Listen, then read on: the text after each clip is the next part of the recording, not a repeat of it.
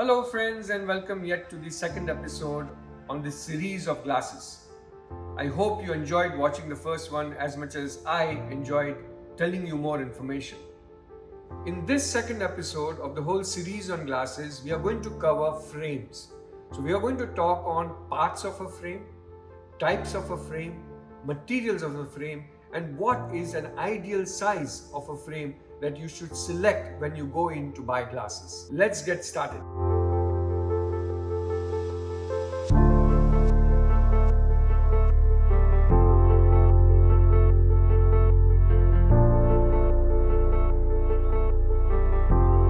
Hello friends, I'm Dr. Kumar Doctor from Dr. Eye Institute.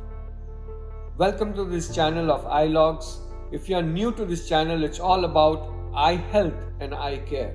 To subscribe to this channel, kindly hit the button down so that anytime a new video is released, you will get a notification. The first part of this series is on the anatomy of the frame. What I really meant was parts of the frame. So this part is called the rim of the frame. The center part, which connects the right eye and the left eye, is called the bridge. The lens is in the center of the rim. At the end of the rim is the hinge, which is actually the screws which connects the earpiece to the end of the rim. The end of the frame, that's this portion, which goes behind the ear, is called the temple. The center portion where the frame rests on your nose is called the nasal pad. Now there are two basic designs which is very important, and I'll tell you later why, that this is one kind of a nasal support and there is one more frame which I'll show you, and this are called the nasal pads. Now whenever we make glasses for children, it's important that we have two types of frames. One is the nasal pad and the other one like this, where there are no nasal pads but this area is supporting on the nose. Why this is important is, if you wear a single type of frame and if your number is high, there is a tendency to leave marks here. So I always advise my patients when they are young and they have a high number, which makes the glasses heavy, it's always better that one day they wear this kind of a frame and after 1 or 2 days they wear another kind of a frame, so that the pressure point on the nose is not exactly at the same spot. If the pressure point is exactly at the same spot, sometimes we see these marks here. Okay, that's because of wearing the same type of a frame, and then sweat is acidic, it will leave marks here over the number of years. So this is one take-home message as far as the type of frame and the nasal pad that you would select. This was all about the parts of the frame. So now to the second part of this episode, types of frame. So as you can see, this rim is covering the entire lens. So this is called a full frame. I'll show you one more example of another frame where there is no rim at the bottom of this lens. So these types of frames are called half rims. The third type of a frame is called a rimless frame. So as you can see, there is no rim here, there's no rim here, there's no rim here. This frame has got three parts. This is one part, which is one handle. The center part, which is called the nasal bridge, which connects the right eye and the left eye, and the third part is the other handle which goes behind the other ear. So these frames are called rimless.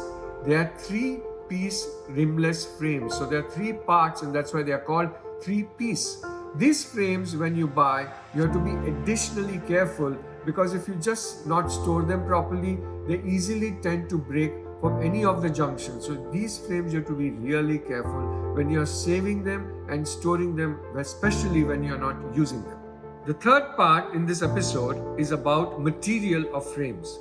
Basically, we have two choices. One is plastic, that is this, and the second is a metal frame. Now metal frames can be any type of metal, can be steel, can be nickel, but most important, some patients tend to develop allergies to metal. There is a new metal frame that is in now, is called the frame of titanium. Now this frame is made of titanium.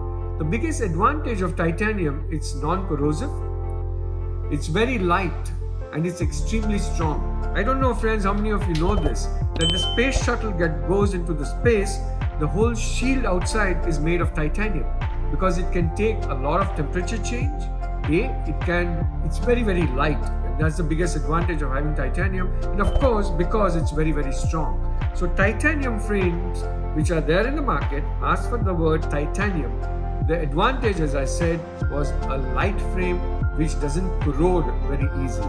So this is about plastic frames. The biggest advantage of plastic again is it's light. It's basically an epoxy resin. Disadvantage of plastic frames is they can crack or break very easily. And they are not that resistant to heat. This is another type of plastic frame called TR. So as you can see, the biggest advantage of this plastic frame is this.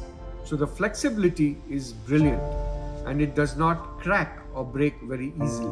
For children, as you can see, this is a frame made of plastic and you can see the flexibility, but the difference you see is this is called the headband. So when children wear it and they run around, this is what is going to hold on the frame to your eyes, and that's the reason why it's not going to slip off.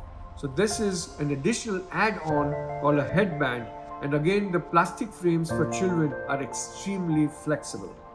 This frame is a single piece, so there are no joints or screws anywhere, and that's the biggest advantage that the children have when they use this frame. So you can see that at the hinge there are no screws at all, and this is a single piece made out of one piece of plastic.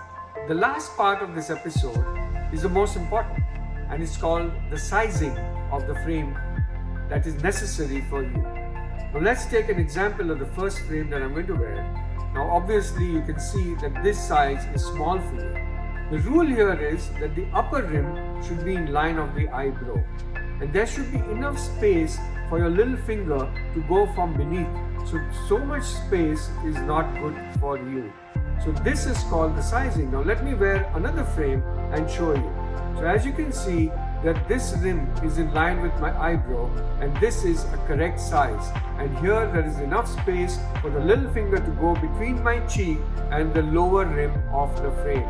So an ideal size, besides the IPD, that is the interpupillary distance, and the size of the frame in relation to the skull, gives an ideal size that a patient has got to buy.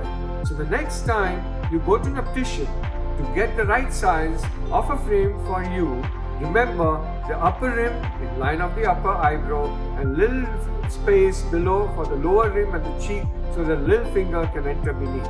So this is an idea that you can get when you go to buy a frame in the shop or wherever you are to get the right size at the right time. Suppose you are placing an online order for new glasses. In that case, you need to have frame measurements to know what is the right size for you. How do you know that the frame that you're selecting is the right size? It's very simple. Firstly, the frame that you're already wearing and you're used to is the right size for you because you're used to it for years. Even a few millimeters bigger or smaller can make a big difference in the frame measurement. So what are the basic frame measurements? There are three criteria. One is called the eye width. It is actually the lens width. It is measured at the lens horizontally, which is the widest point. The second part is called the bridge size. It is measured horizontally at the top of the bridge between the two lenses. And the last part is called the temple length. It is measured from the hinge of the frame where the arm connects the front to a spot where the arm begins to bend downwards behind the ear. Then measure from the top of the bend to the bottom tip. Add the two sections together for the total temple arm length. So this is actually the temple length. How do you find your current frame size? On the current glasses that you're using, you'll find these measurements stamped on the temple. The size is always given as eye size, bridge size and temple size. As I mentioned, the first part, the first number actually denotes the size of the eye size lens. The second number denotes the bridge size and the third number indicates the temple length. Let us look at this image. The numbers here say 45, 20 and 140. Each actually has some significance. 45 is the size of the lens, the width of the lens. 20 is the central bridge between the two lenses. and 140 is actually the length of the temple on the side which goes behind the ear. If you can't find this size on the temple, it may be on or under the bridge of your frame. And before we wrap up this topic, do note that your sunglasses are normally larger than your eyeglasses to give you more coverage and protection from the sun from the sides. So friends, by watching this episode, the next time you need a new pair of glasses, I hope you make a correct, informed decision. Don't forget to watch my next episode. This was all about frames and its sizing, etc. The next episode is all about the lenses that you are going to put in your glasses. And that's the next important topic in my next episode. So stay tuned to this channel of Eyelogues to know all about eye health and eye care.